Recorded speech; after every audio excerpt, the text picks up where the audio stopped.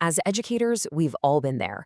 We're trying so hard to get our students to see that history isn't just a list of facts and dates. But what if there was a better way? A way to help them connect all the dots and really see the whole picture?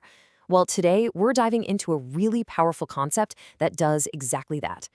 Let's just jump right in with a puzzle. How does a river, a simple body of water, actually shape a nation's laws? Now think about that. You can't answer it by just looking at a map, right? And a history book alone won't do it. You need to see how geography and law and history all kind of flow into each other. And that's the whole point. To tackle these big, juicy, complex questions, we need a new tool in our toolbox. We need to look at them through what we're going to call the integrated lens. It's this amazing way to unlock a much, much deeper level of understanding. So what is this lens, really? What are we talking about here? Well, the official fancy name for this idea is Competency 003R. But don't let the name fool you. Let's break down what it actually means for the classroom. Okay, at its heart, this competency is all about one thing: integration. It's the ability to see that geography and sociology and economics and history, and yeah, even science and art, aren't in their own separate boxes. They're all just pieces of a giant puzzle that, when you put them together, create the big picture of our world. All right, so that sounds great in theory, but what does this kind of holistic thinking actually look like when you put it into practice? Let's check out a real scenario. Imagine you're studying a city's development. You can't really get it by just looking at the physical landscape, the rivers and mountains. That's just the geography lens.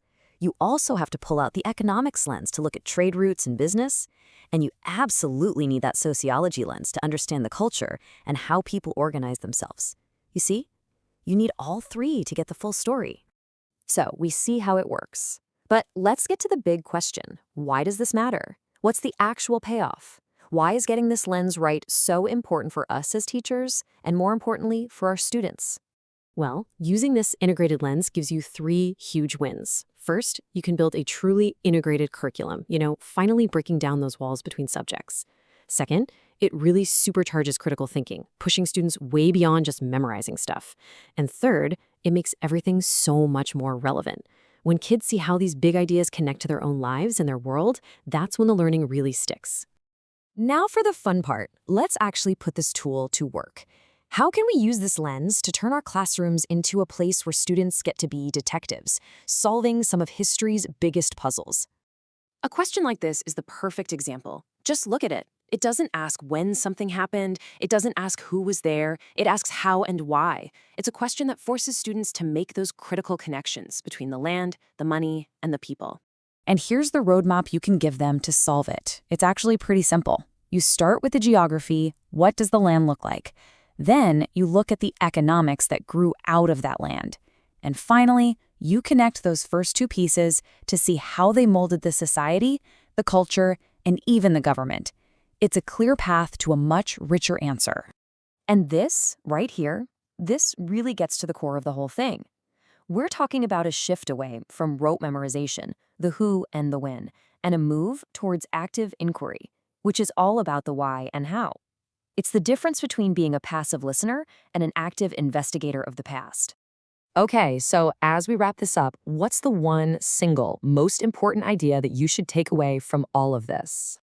It really all boils down to this. The integrated lens isn't just another teaching strategy, it's a whole philosophy. It's about empowering our students to see the world for what it really is. This incredibly complex web of interconnected stories and systems. It's about giving them the tools to finally see the whole story. So, I'll just leave you with this one question to take back with you. What connections have you been missing? If you start looking through this new lens, what amazing, fascinating stories are just sitting there, waiting to be uncovered in your own lesson plans?